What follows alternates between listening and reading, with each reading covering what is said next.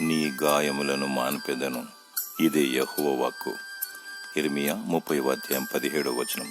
స్వస్థపరచువాడు యెహోవాయే, వైద్యులకు వైద్యుడు, పరమ వైద్యుడు. ఆయనకు సమస్తము సాధ్యమే.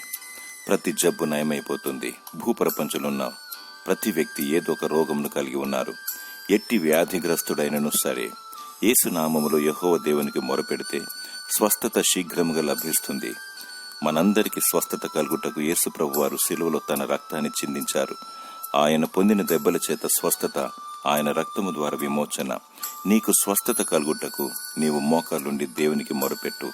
నీ విశ్వాసమే నిన్ను స్వస్థపరచును.